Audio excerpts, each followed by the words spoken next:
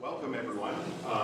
We're dealing with the promise of extra credit versus acts of God. So we'll see how that works over here. The Common Religion Department and the Hampden-Sydney 250th Anniversary Committee, I welcome you to this year's Maurice Allan Lecture in Religion. Our speaker today is Dr. Adam Jortner. Dr. Jortner is the Goodwin-Philpott Eminent Professor of Religion in the Department of History at Auburn University, where he specializes in the history of religion in the American Revolution and the early nation, with particular emphasis on religious liberty, patriotism and piety, theology, and new religious traditions.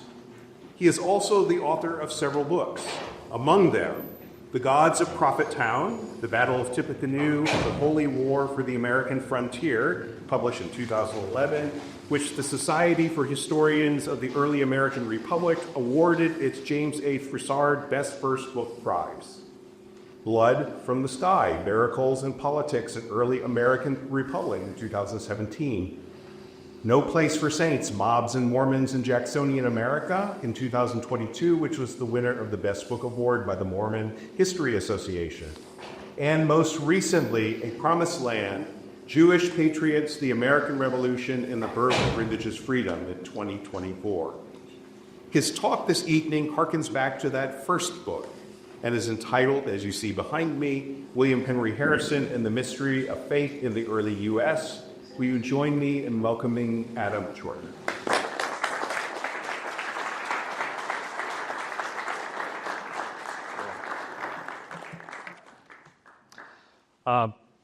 Thank you, Mike. Thank you to the Religion Department for having me here. It is a great. I am from Southern Virginia originally. I'm from Blacksburg, Virginia. So this is not quite a homecoming, but I know where 460 goes in both directions. So it was very. It is great to be here, and I really appreciate the opportunity. Now I was told there might be some donors here. It looks like we mostly have faculty, staff, and students. There's at least one person here that may be related to William Henry Harrison in some way. No, that's okay. That's okay. That's fine. I just, if there's donors, I have to go through a little rigmarole where I justify what I'm about to say to you all, because people who are old and run things like to have reasons for everybody to come to justify your existence coming up and talking to me, when really I'm just talking about stuff that I think is cool. And that I think is interesting. Or to put it a different way, I'm just going to talk to you guys because I think history is worthwhile for its own sake. Knowledge is worthwhile for its own sake. And here's the big idea. Here's the thing you will get extra credit for. There is an idea in American education that you only need to do the things that will prepare you for your future. And here is the trick. You don't know what that is. None of us know what it is we will need to know. Now, there's definitely some stuff we can make a pretty solid guess about, and you should prep for that. But learning widely, trying to pursue knowledge, even if it seems weird and out there, is worthwhile. It's good. It's good to work on things that look like they are bizarre, or who's ever going to really care about that? In fact, I'm going to talk today quite a bit about cheese, and we're going to hear about some cheese in just a minute, because I'm talking about William Henry Harrison and the Mystery of Faith, and that was a great title.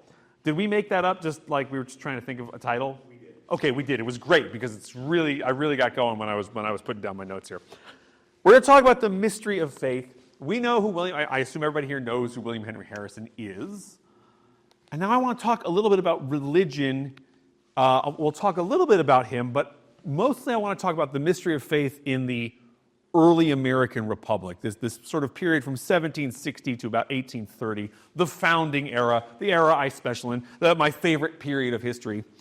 And we hear a lot about faith in this period. We hear a lot about faith in the founding fathers, and I will get into that in a second.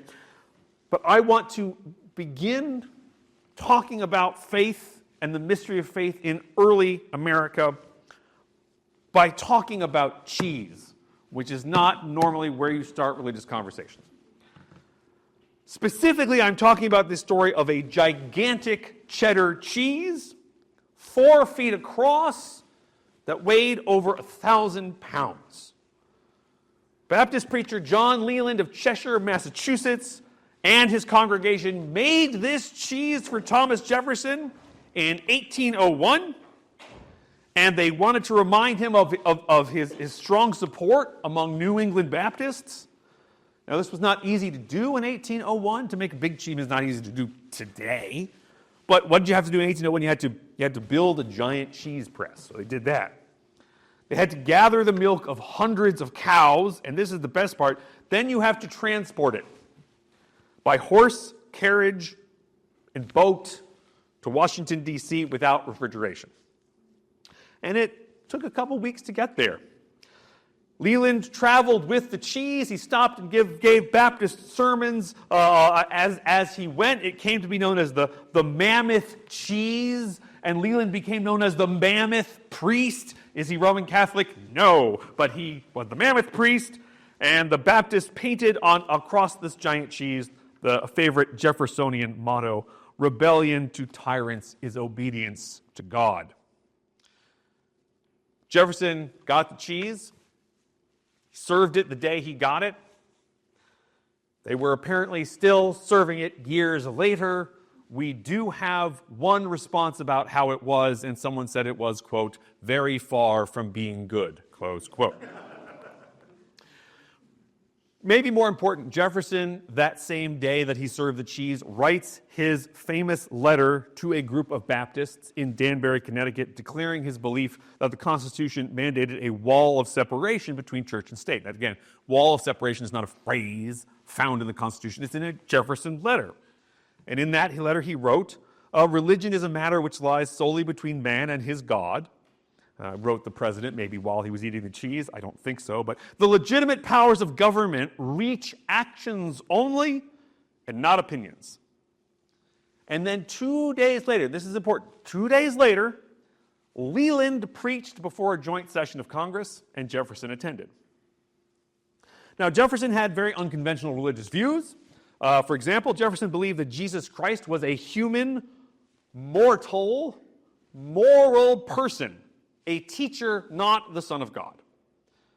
Nevertheless, Jefferson's support for the separation of church and state made him a hero among the American Baptists. This mammoth cheese raises all kinds of questions, not the least of which is why did anyone think this was a good idea? But real questions. Why would Christian Baptists support a high wall of separation between church and state? Did the President of the United States really think Jesus was not divine? And did somebody just say a Baptist preacher gave a sermon in the House of Representatives, and the President attended even though he, in his heart of hearts, did not believe in Jesus as the Messiah? That is why getting to the mystery of faith, getting to the faith of the founding fathers and even the founding generation, we sometimes say, is difficult, especially in the 21st century when this is also a fraught political issue. All questions about religion in public life, however, or Christianity as a part of public policy, eventually, however, end up back here. As one book on the subject puts it, sometimes Americans think that if we could just get straight what the founding fathers really thought, we might do everything right. So quoting a founder on religion and the public space, or just on religion generally, is a quick and easy way to sort of score political points. It is also true that people misquote the founders. A 2013 book on John Adams has him writing that the Constitution is grounded on reason, morality, and the Christian religion. And John Adams almost said that. What he wrote was, authority in magistrates and obedience of citizens can be grounded on reason, morality, and the Christian religion without the monkery of priests or the knavery of politicians. And you move a couple of words around there, and it moves from saying, okay, well, the Constitution is a Christian document, to saying it's possible for politicians to be Christians and not be influenced by grasping politicians or grasping clergymen. That's a pretty different phrasing there. I don't think John Adams is going to come down clearly on one side of our debate or another, because John Adams is not writing to us. He was writing to his friends, to his contemporaries, to his rivals. He was living in a world where government by republic was largely untried and untested, where 90% of the work involved agriculture, and where a significant percentage of those who did that work did so under the conditions of chattel slavery. John Adams was born in an empire where almost every colony had a state church. When he died, he lived in an independent nation where only his own state of Massachusetts had one. That world's not our world. We should not expect their religion to match up exactly with ours. It is a world where Thomas Jefferson can pass over biblical texts about the divinity of Jesus Christ and also worship publicly with Baptists in the House of Representatives. But I'm going to make the case that we can and still should learn from this world despite its differences with ours, maybe precisely because of its differences with ours, because we don't study history to learn what we think, but what other people thought. And I'm going to take you on a little tour of this world, and my primary objective is to sort of introduce you to something that's very, very different. I want you to be able to see this as a different space than the one we live in. Not one that is necessarily unhelpful or irrelevant to us, but one that is different. And then hopefully at the very end, hopefully at the end we'll all come together and I'll say something really cool about the nature of the church, and you can decide if you like it or you don't.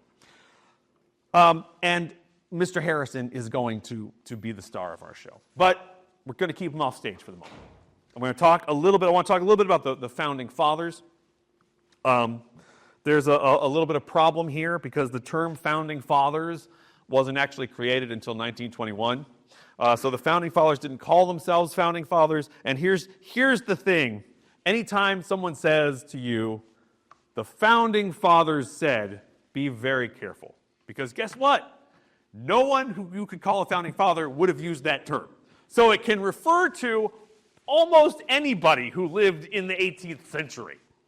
So again, sometimes it refers to patriots and sometimes it doesn't. Sometimes we are told that Jacob Douchet was a founding father, and he gives the prayer in 1774 at the First Continental Congress, but he's not a founding father because he decided he wanted to support the British in 1777. He turned his back on us. Okay. Joseph Story is an American jurist. Joseph Story in the 19th century wrote that Christianity was part of American law. He is sometimes referred to as a founding father. Joseph Story was 4 years old when the revolution ended. So he doesn't count. Anyway, so that's very slippery. Then we have the problem of sort of what is religion? And the founders had a lot to say about that, and they often disagreed with each other, sometimes quite passionately. In fact, almost all of them believed in God. They rarely came together on religious issues. In 1787, the Constitutional Convention was stuck trying to decide about how to structure the new government, and Ben Franklin decides the way to break this impasse is to call everybody together. We're going to invite a minister in, and we're going to pray together, and quoting Franklin here, applying to the Father of lights to illuminate our understanding. Then Alexander Hamilton stands up, and of course, for those of you who are nerds, of course it was Alexander Hamilton. Alexander Hamilton gets up and says, no, we shouldn't pray, because if we do, it will look like the convention doesn't know what it's doing. If we invite a minister in at this point, in the middle of our deliberations, everybody's going to panic. We can't do it. So they adjourned. They never vote. They never have a prayer together. And 13 years earlier, in 1774, however, the First Continental Congress has the same debate. Thomas Cushing makes a motion to start the day with prayer. And John Jay says, no, we're so divided in religious sentiment that we could not pray together. Except at this time, it does pass, and the convention does begin their day with prayer, which is a weird thing because it would suggest that the founding generation had culture wars and political and religious divisions, which is something that in our own, shall we say, hyper-partisan age, we have an illusion that this never happened in the past. Look at, I forget which bill, none of you guys, bills were pieces of physical money. Tough room. Okay. I don't know which bill has the signing of the Constitution on the back of it. I want to say it's the $2 bill. But we see that, we're like, look, there they all are. They're all signing the Constitution. They all agreed on it. Everybody must have been agreed. Well, the Constitution is the result of an enormous amount of debate. Plenty of people didn't want the Constitution. And that's only amplified when we talk about the process of creating an American nation and government, 1760 to 1810. I picked those dates out of the air. But the idea that everybody sat down and was like, yep, we've got it, and we're all going to hang together here, and we're never going to have arguments because we are all patriotic and we all love the country, that is nonsense. Nonsense. Their differences are not the same as ours, but the idea that the founders all had identical faiths and were all extremely pious is an illusion. Again, it is the myth that everybody had the same religious beliefs, and that's what brought the revolution to a successful conclusion. Now, William's dad, Benjamin Harrison, was described by his dad was in the Continental Congress, and other members of that Congress described him as being profane, impious, perpetually ridiculing the Bible.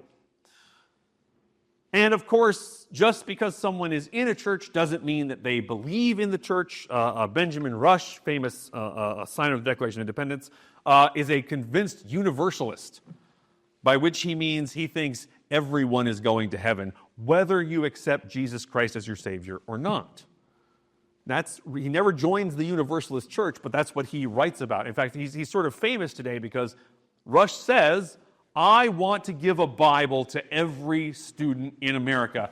Even there was no central education system at the time. But he wants to give Bibles to students, and people are like, oh, see, he wanted faith, he wanted Christianity.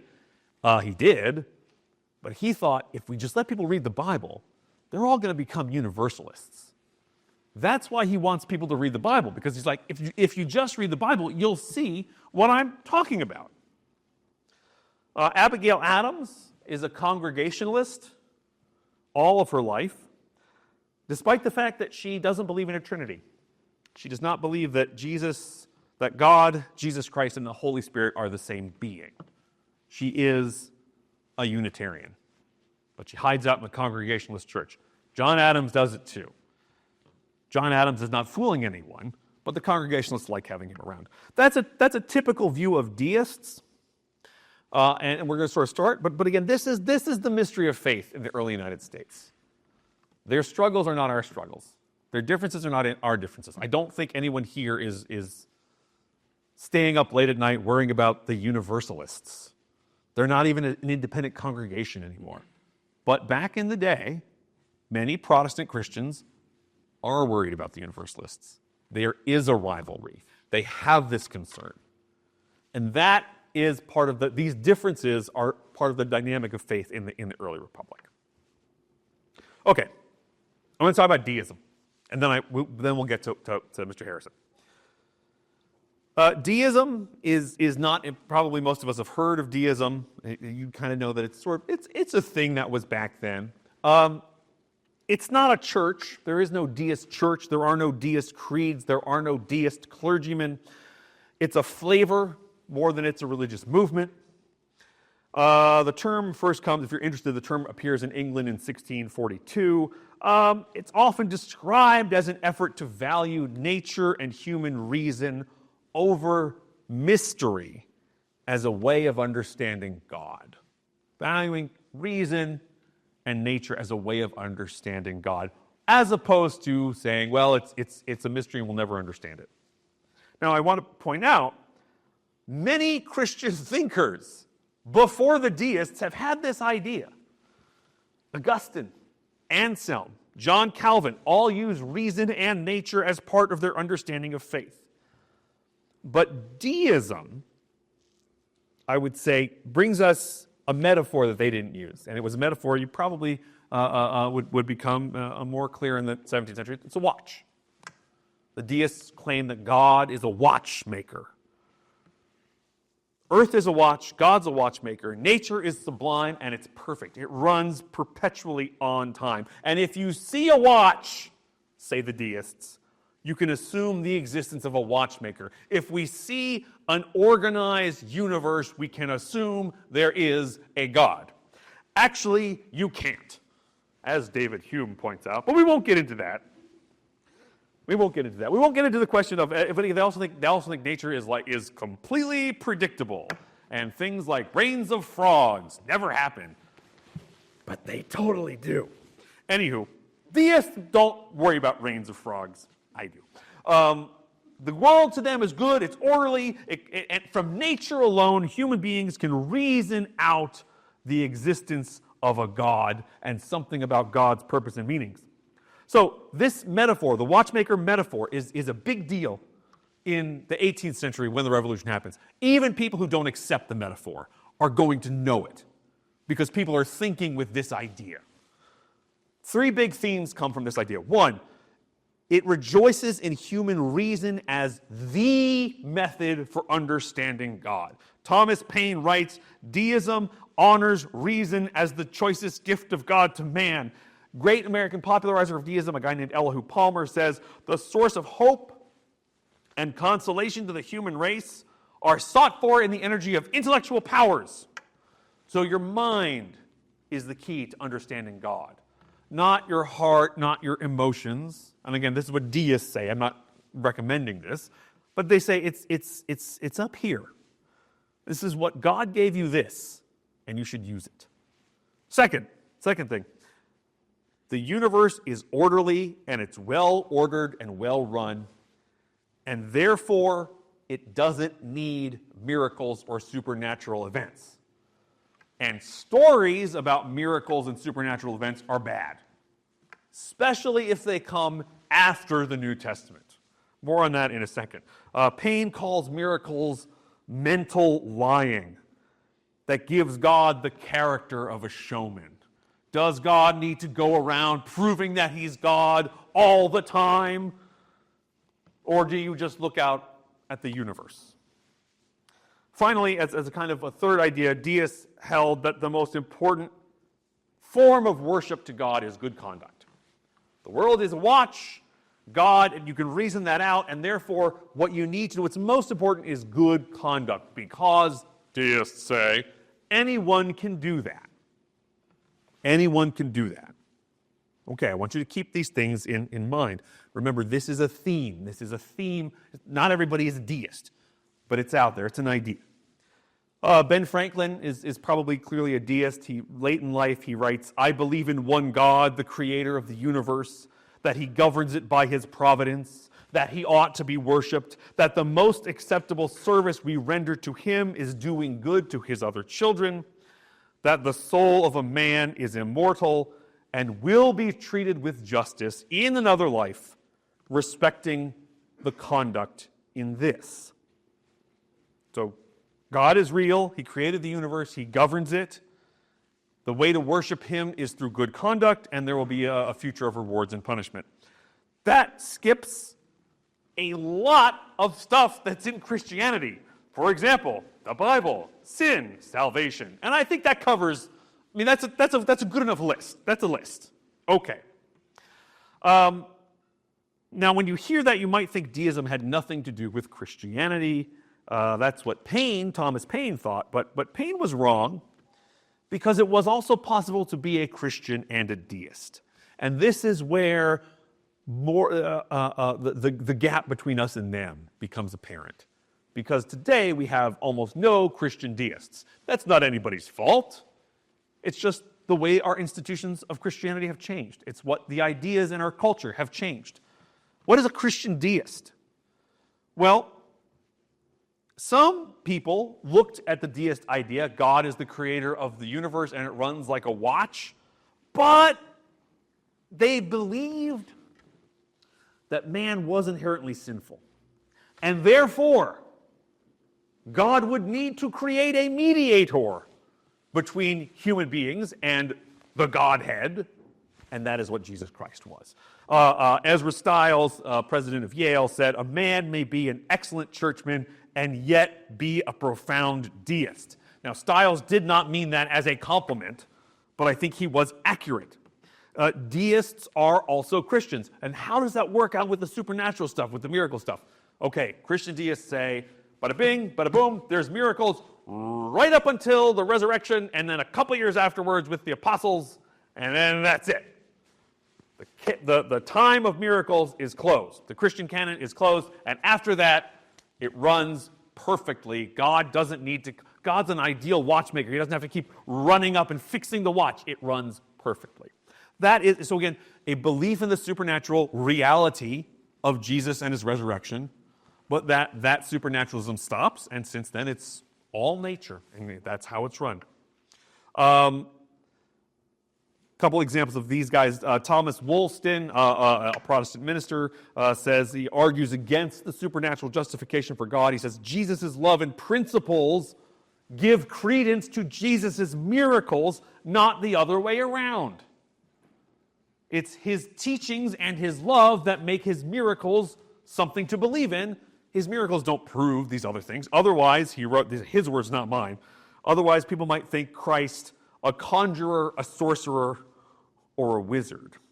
In Philadelphia, Presbyterian minister Samuel Hempel showed his Christian deism by preaching to his congregants about moral behavior rather than discrete points of doctrine, who was one of his parishioners, a 20-something Ben Franklin. Okay, now for our big question. Was William Henry Harrison a deist? Well, the short answer is yes. What do we know about Harrison? Leaves a lot of writings. I've read a lot of them. Doesn't often talk about religion, which is sort of telling in and of itself. But we know also that when he was a student right here, Hampden-Sydney College, there's a revival that breaks out, and he leaves. Revivals are not something that deists are into. Thomas Jefferson referred to this revival in 1787 this way, quote, "The school is going to nothing, owing to the religious frenzy they have inspired in the boys, young and old, which their parents have no taste for." Now, why don't deists like revivals? Now, if you don't know what a revival is, a revival is about to get really boring for a second here. Comes from the Latin reviva, to bring back to life, right? To revive. And a revival is, in theory, a Christian, in Protestant Christianity, it is a time when an area or a place that has not been very religious, does not have many marks of saving grace, however you want to say it, suddenly begins to have a lot of preaching. And people want to get baptized. And often in the American style, these get really big and they get really rowdy, and people are shouting and sometimes screaming, and that's what a revival is. Why don't deists like it? Because it's emotional. And you cannot trust your emotions. Deists say you cannot trust your emotions. And Christian deists say you cannot trust your emotions. And there is an enormous revival that breaks out in Kentucky, which is, it's a ways from here, but this is sort of William Henry Harrison's stomping ground. This revival is going on in Kentucky while he is governor of Indiana, just across the river. And what are these? They're called the Cane Ridge revivals, and they are noted because they have the exercises. What are the exercises? Well, there is the running exercise, where someone will be preaching and suddenly someone will stump up and they will start running around, and they running all the way through. This part's not going to be on film.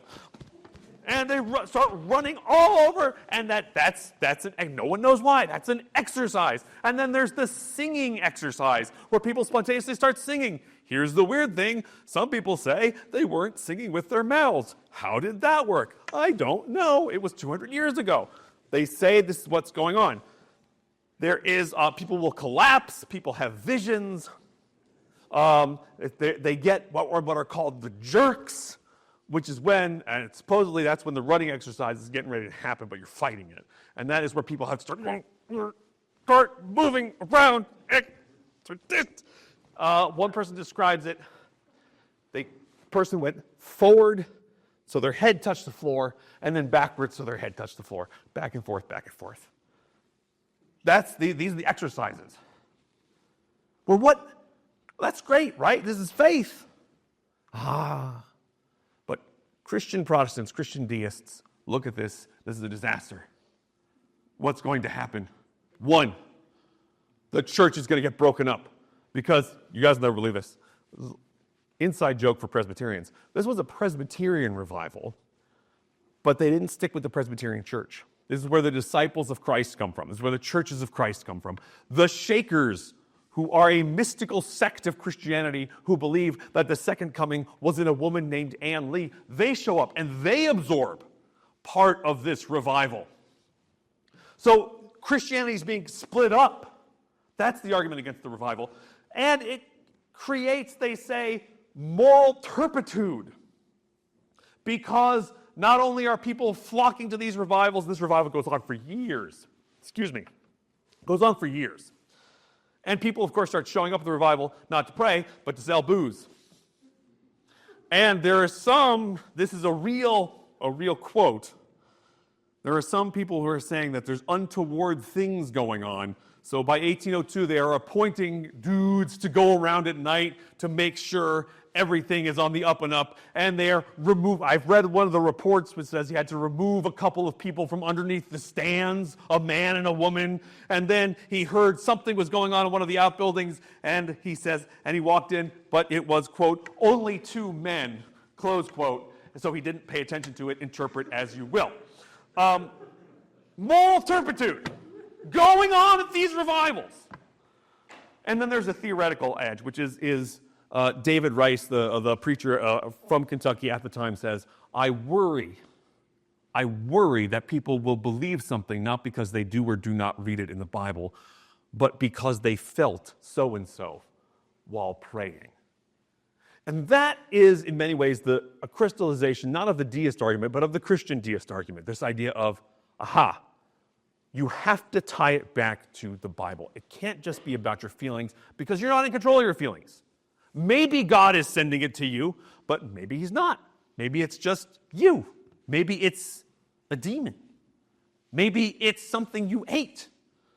The Bible is from God, feelings are not. That's a Christian deist perspective. Harrison is that kind of a guy. This kind of revival, now there are no jerking exercises at Hampden-Sydney College, as far as I know, but he leaves anyway. He doesn't believe in, there is a rational God superintending the universe. And when Harrison becomes governor of Indiana, at the same time this revival is going on in Kentucky, he is worried because there is something going on among Native Americans in Indiana and the Ohio country, which is that there is a man named Tenskwatawa who is a prophet. Some contemporary reports say that he stole his religion from these enthusiastic revivals. As a historian, I don't buy that. I think that's just sort of throwing shade at him, if that's still a word young people use. But he says he is preaching, Tenskwatawa is preaching this new religious idea, and Harrison says this is superstition, this is enthusiasm. He is preaching the religion of emotions among Native Americans who, Harrison says, clearly don't know any better. Clearly don't know any better. In 1809, Harrison asked the legislature of Indiana to find ways to make Indians, quote, humanize their fierce souls by the mild precepts of Christianity. He wanted to see Indians in a state of progressive improvement in morals, the arts of civilized life, and above all, worshiping his Creator in the manner he himself has prescribed. Later, he decided that he wrote the United States had to divert from these children of nature, Native Americans, the ruin which hangs over them by purchasing their land and making them live in the style of white civilization, This was a goal he declared was consistent with the spirit of Christianity and the principles of republicanism. By the way, if you want further evidence that Harrison is a deist, one way to do a quick check is to check what language these guys use. Deists tend to use vague terms for God. Again, they usually don't use the word Jesus Christ. They usually don't use the word God. They say the Almighty or a superintending providence, or as George Washington said when describing a fog that covered his retreat from the Battle of Long Island, he called it some unaccountable something, which has to be the vaguest term for God I've ever heard. More to the point, George Washington uses the word Jesus once in all of his formal writings. It covers like 65 volumes. Again, it doesn't mean he wasn't a Christian, but he did not believe in using the personal name of God, which again doesn't make him not a Christian, but it does say his Christianity was something different, I think, than modern-day Protestantism, where, discuss this later if you want, we're pretty okay with using God's first name. So Harrison uses this. His letters talk about a beneficent and discriminating providence and protecting providence and the almighty ruler of the universe. Now, when he runs for president in 1840, they start talking about him in different terms, but this is how his words from the time he's governor of Indiana set up. And I want to talk here a little bit about, well, what's the problem with deisms? In the same speech where Harrison talked about God as being the almighty ruler of the universe, he also said, God seems to have made the happiness of the American people his peculiar care. Again, this is a flavor of deism.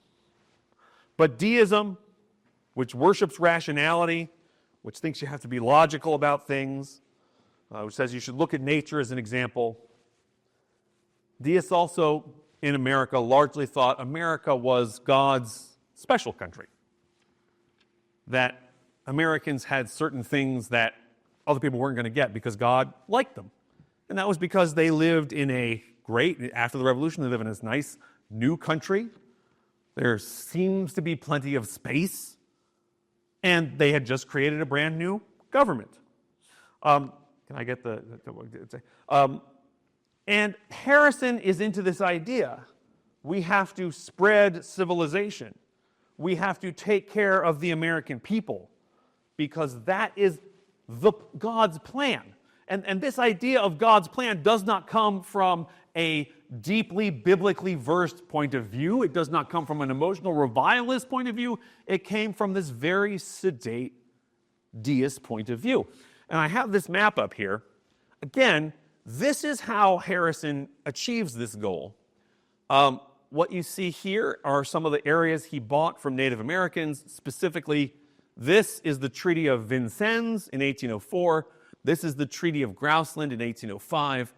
And this huge area here was the Treaty of Fort Wayne. I know it says Treaty of St. Mary's, but initially all this area is under the Treaty of Fort Wayne. Now, I want to draw attention to this because how did Harrison get these deals? Again, these are deals where he makes deals with Indian nations to purchase their land in exchange for annuities. How does he go about doing that? Well, the big one, the Treaty of Fort Wayne, is an interesting one where he gets everybody drunk before the negotiation and buys up all of this land. There are other treaties, Treaty of Grouseland, and Treaty of Vincennes, and there's another big treaty in Illinois. Harrison knew and understood that borders were conceived of differently in Native America, and that different nations laid claim to the same land. Harrison deliberately goes after the people who have the weakest claim to the land. For example, in Illinois in 1805, he goes to the Piankashaws, who have about 900 members, but who claim this huge tract of land. And he buys the land from them. And then he goes to every other nation that might claim that land and says, I have already bought this land from the Piankashaws, so you have a choice. You can also sell to me, or we'll just move in based on this piece of paper. And of course, that's not that's a real fait accompli. Again, why do I point this out? Because I do sort of want to point out that, again, this deist perspective, deism, as I was telling a class I was with this morning, deism is not modern-day secularism, and deists are not the good guys. They have an idea about civilization, and Harrison has no problems engaging in this kind of skullduggery in order to further what he sees as the logical providentialism of the United States. Okay. And eventually we for those of you who have read my book on it, this ultimately results in conflict between Harrison here and Tenskwatawa here. This is where Tenskwatawa's movement has sort of settled. And that's what the Battle of Tippecanoe is. It is the battle of this rational providentialist Christian against what he considered to be an enthusiast, preaching something that was not only not his form, not Christianity, but not his form of Christianity either. So I just want to sort of bring these things to light. Why? Why do I bring this up? Well, first of all, the idea of Christianity and the founders has long been used to justify the idea that the Republic has a Christian founding, that everybody at the in 1776 and everybody at the Constitutional Convention was a Christian and therefore created the country to be a Christian country. And therefore Christianity has a special place in this republic. And a lot of people actually buy this. I was talking to a journalist, and I told that journalist, and this was a good journalist. This wasn't like Steve this wasn't Steve from the internet. He was a real journalist, didn't know the word God wasn't in the Constitution. And I resisted saying, it's not that long. You could read it, but I kept my trap shut. I'm telling you, though. And often, one thing I think looking at this deist crisis, this deist approach to land sales, it makes us aware that there are different religious differences in the early republic, religious differences in the people who put the country together, and that it didn't break down, that one group of people was good and one group of people was evil. There are a lot of tragedies and a lot of bad stuff that comes out of the American Revolution. I'm a little bit of an anomaly in that I still think the American Revolution is overall a good thing, but a lot of bad stuff goes down. But it's wrong to attribute this to one or the other brands of Christianity. Second thing I want to ask here, though, is I do want to go back just for a second. Normally when this is discussed in the public sphere, we are asked a question which is, we need to have a high wall between the separation of church and state to protect the state from the church. And yet at the time, those Baptists who made that big cheese, they were worried about how the state might affect the church. That if church and state get too chummy, there are problems. The original Baptist position, still held by lots of Baptists and others, is that if you make Christianity, any form of Christianity, a preferred religion, then you can never know if someone is converting because they really believe in the death and resurrection of Christ or simply to get preferment. You can never know if it's a genuine conversion, and that's bad for the church. And I want to bring up, again, I want to bring up this question as someone who is a Christian. Was this good for the church? Did the gospel, and this is a real churchy question, did the gospel spread to these Native American nations when the U.S. moved them forcibly from their homes? When it deliberately signed perfidious treaties? Harrison knows these treaties are perfidious. He knows it's a con job. He does it anyway. Indeed, Native American religions, Native North American religions, the indigenous religions, for many years, over a century, were actually illegal in the United States. Dr. Jortner, how can that be? How can that be so? We have the First Amendment. But in the 19th century, Native American faith was defined not as a religion, but as a superstition, and therefore not covered by the First Amendment. This was not addressed until the passing of the American Indian Religious Freedom Act, American Indian Religious Freedom Act in 1971. And again, from a church perspective, we may ask, how did this affect the spreading of the gospel? When cultures were subverted and people were forced to attend church, what does that do to the gospel? And I ask this question as a real question, because this is also about how we are to sort of think about Christianity.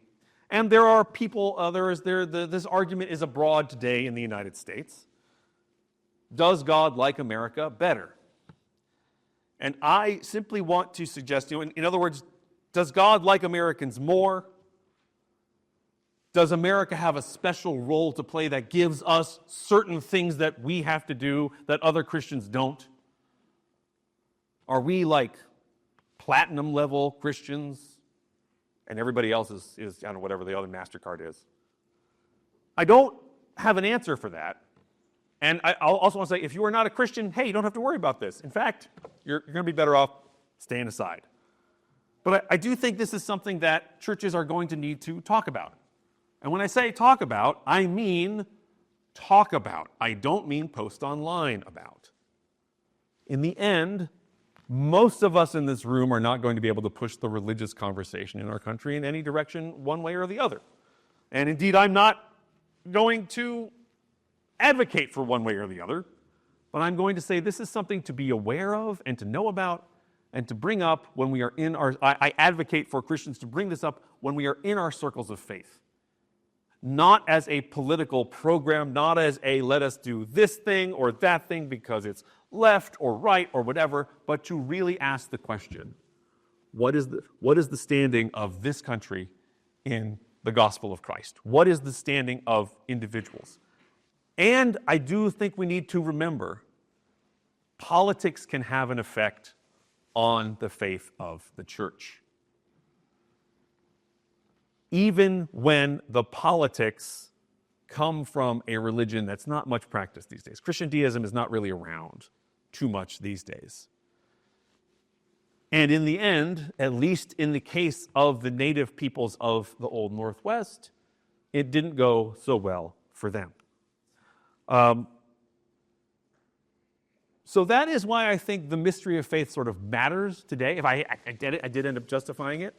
But it is important to hold that idea and also to remember the cheese.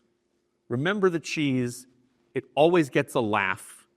And this was something, people took that cheese pretty seriously. So, and that is the end of my talk. I wish I had a better closer, but I don't. I ran out of ideas.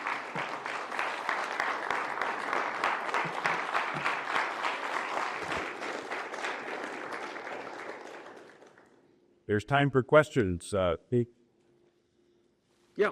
Did Harrison's approach to religion change when he became president? He's not president for long. Yeah.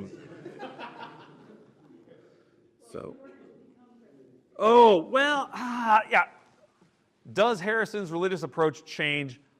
Like, what all he becomes in government? I don't think so. So again, here's the funny thing about Harrison. Man, the dude tries to get elected to office over and over and over again, and mostly it doesn't work. He's a senator for like 2 years, and then I think he's minister to Columbia for a couple of years. In 1836, 1840, when he runs for president, they produce a lot of stuff about him, and that stuff says, man, what a religious dude he is. He sure likes going to church. But I don't find evidence that his personal views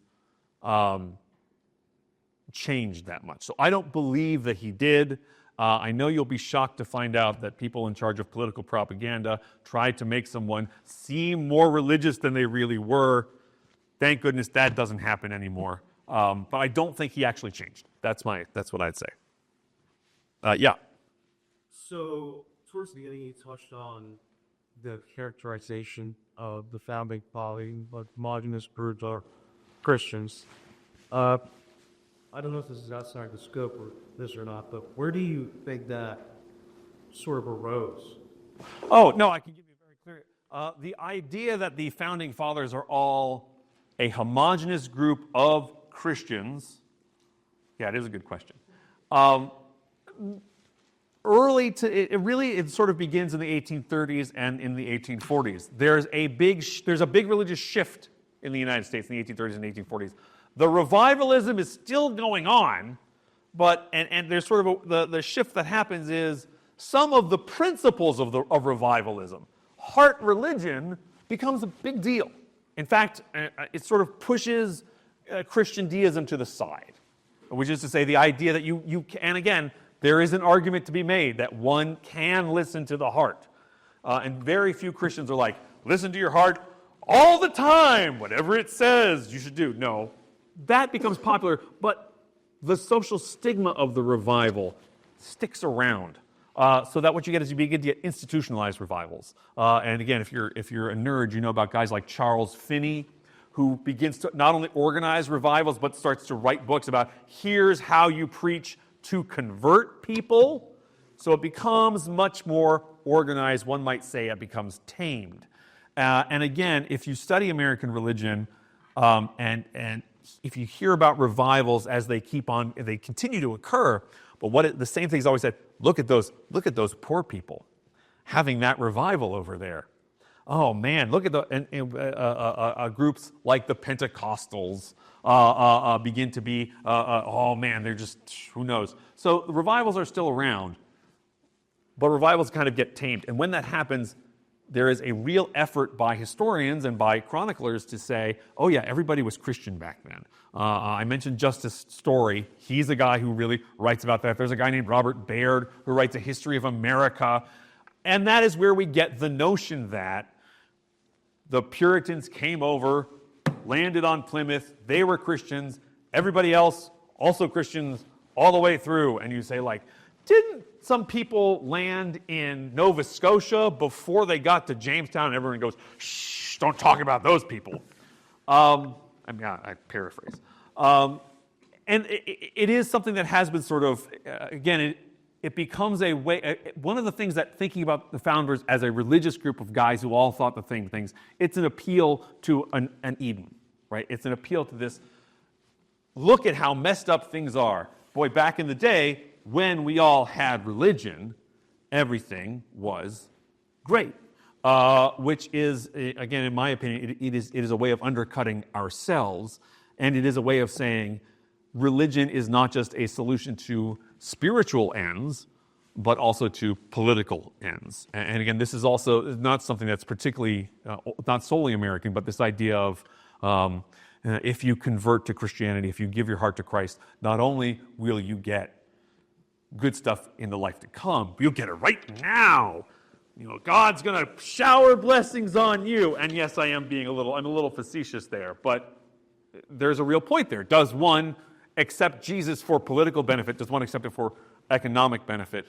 I'll just say, a question well marked out in the Christian scripture. Gardner. So, I did this. My question is sort of following up yet. I remember reading Babusha, guy Getty Burrs, like he would writing on deism. They would write 3 different chapters of like Franklin and all of the founding fathers and their various forms of deism. But one of the things he said, account was that up until about 1830, I guess, the revivals are really starting. This is what I recall. Argument at least was that in his way he was presenting it was that a lot of the country was shifting towards deism, away from Christianity, to the effect that in 1799 there was only one Christian in the graduated class of Princeton, right? Everyone else was a deist. But that something shifted, and it was like city thing versus rural thing.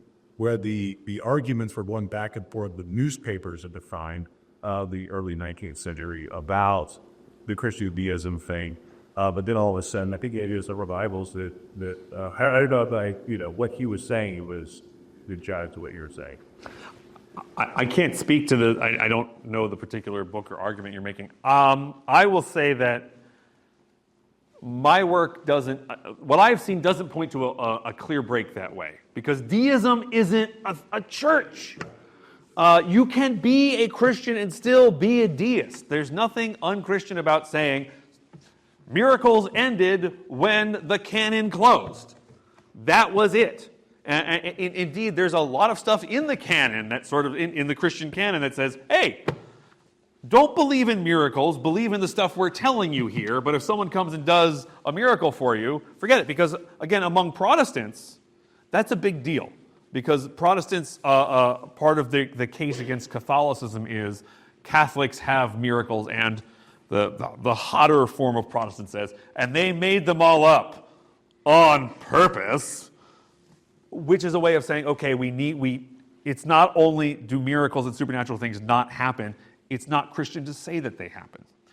The other hard thing to say is it's very hard to say what the American people are up to. I know if you turn on whatever passes on the news shows these days, everybody knows just what Americans are thinking. But it actually is extraordinarily hard to figure that out. And particularly with something that is religious, because religion is, even today when we have polls and things like that, not everybody wants their faith, their deepest part of themselves. I'm not going to tell a stranger about that. So I can't speak to that exactly. I'm sorry. Can you be a Christian deist and an evangelical Christian at the same time? Which is the relevant question in the early 19th century, certainly. It's an association even with the Great Awakening. So this is a little bit of inside baseball stuff is about to happen, everybody. I don't use the word evangelical for people before the 20th century, and here's why. The word evangelical means the good news, evangelon. Anyone who's a Christian believes in the good news. This is good news. The tomb is empty. The use of the term, the word evangelical, is sometimes used. It's used in the 16th century. It's used in the 16th century. It does not mean what it means today. Modern day evangelical. So first of all, I think everybody, of course it's used in the 16th century. It's used in the 2nd century. It means to be excited about the about the good news. The use of the word evangelical in historiography by American historians begins in the 1970s, around the same time the modern day evangelical movement begins to spread out from fundamentalism. I told you this would be inside baseball, which is to say it's very highly technical. And there are Doug Winiarski in his book basically says there's the revivalists of the 18th century believe modern day evangelicalism has 5 central beliefs, of which the 18th century revivalists can have 2. In other words, there are things that modern day evangelicals believe. For example, having a personal relationship with Christ, not something people in the 18th century were concerned about. Crucicentrism, which is a great word, which means centering the cross and really focusing on the crucifixion of Jesus as the thing that we're going to talk about in church every week. And this is a friendly facetiousness, by the way. That's not something people in the 18th century, of course they talk about the death and resurrection of Jesus, but there is much, the biblical literacy is much deeper and much richer, which is to say, of course they believe Jesus dies and is resurrected, but that act itself doesn't overshadow the whole of the faith. So I don't like to use the word evangelical to describe people in the 18th century because, of course, what does that do? It says they were evangelicals. That means they were just like evangelicals today. And whether you are an evangelical, whether you're not an evangelical, that's a mistake to conflate those two. Just using that term suggests that. Yeah, the revivalists are usually not deists. Like, is it possible for someone somewhere to be a Christian deist who is also a revivalist? Hey, man, it's possible to do anything. You do you. Most revivalists, however, are pretty hip on the idea of God coming into their hearts, which is very, very close to supernaturalism. And a lot of them have or witness supernatural events. Again, they said, I don't know what was happening. They said people were singing from their stomachs. I don't know about you. That's a pretty remarkable thing to see. Is it a miracle? I mean, we can have that argument, but it's certainly wild. And so the question of whether God is totally absent from the natural world for them becomes a different kind of question. So I would say no. Yeah. Was the Native American year that Harrison was responding, was he a Christian? No. The Tenskwatawa believes in a supreme deity called the Master of Life, for which there is some, there have been previous prophets in Ohio country, upstate New York, who had said something similar. Tenskwatawa, we call it nativism. Historians do. They didn't call it that, but we need a term for it, so we use it. His religion was based upon the teachings of the Master of Life, and the Master of Life held the Indians, the Native Americans, as his particular people. They were the favored people of God, and he had new teachings for them. So, no, definitely not a Christian. Yeah. During and after the events of the battle that lead up to the battle into Tipperary, there, right? You see the slow expansion of American settlement out west.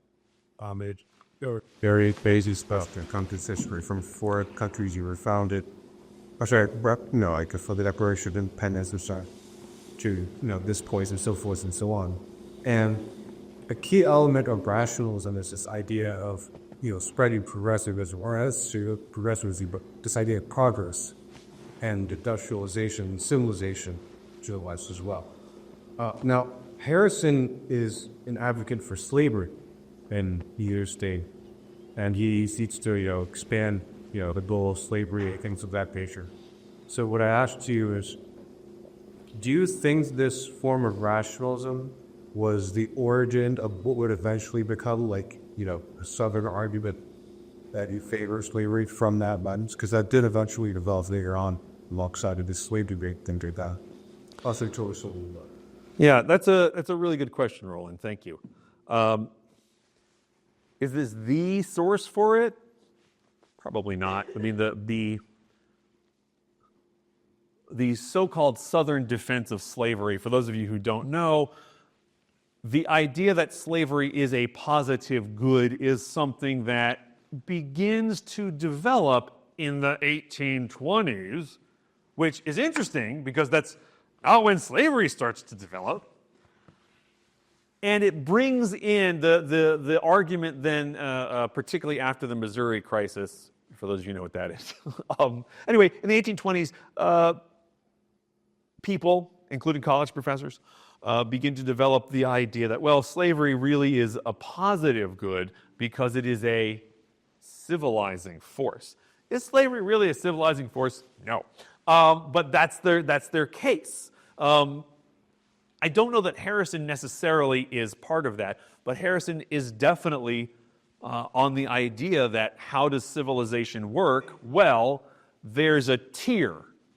There are some people who are way up here who are super duper civilized, and then you go all the way down. It's called stadial development. And you'll never guess which kind of people are up here. It's Anglo-Saxon. Well, it's obviously dudes. Always dudes. It's white men at the top, particularly Anglo-Saxons. And then everything gets graded down slowly through.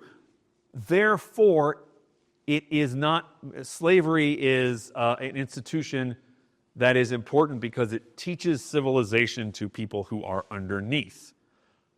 And of course, embedded in that it's not just the idea of progress, but of course, it's the idea of progress for those who are already civilized. But let's also be clear, these ideas are not necessary. It's not that somebody has this idea and then it catches on, and then that's what forms the justification of slavery. But this is one of the ideas that sort of bounces around. If you're interested, Harrison, by the way, Indiana, of course, is covered by the Northwest Ordinance passed by Congress in 1787. Northwest Ordinance says slavery shall be illegal in these territories. And Harrison says, yes, slavery is illegal, but 99-year indentures, those are okay. And that's how slavery is introduced into Indiana de facto. Again, it's slavery in all but name. So I don't know if that quite answers your question, but sort of the concept of progress of civilization is bound up in here.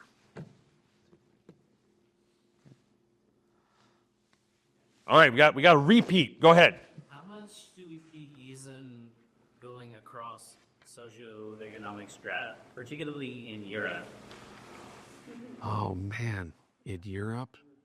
Well, that's been a great talk. No, I will answer the question. In the United States, quite a bit. Again, it is always hard to tell. Again, this is a fun thing about U.S. history.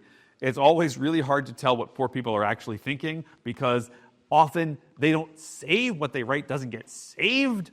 It gets thrown away, which is why it's really important to get every scrap you possibly can. But we certainly have evidence of these ideas, this kind of language, being used by people sort of up and down the social spectrum. I should point out one group that doesn't really seem to have cottoned on to this idea are the enslaved. They are not deists. You can figure that out yourself. As for Europe, I will say you should ask some of the members of your own history department. I'm going to stay quiet on that rather than say something that's incorrect. All right, thanks everybody.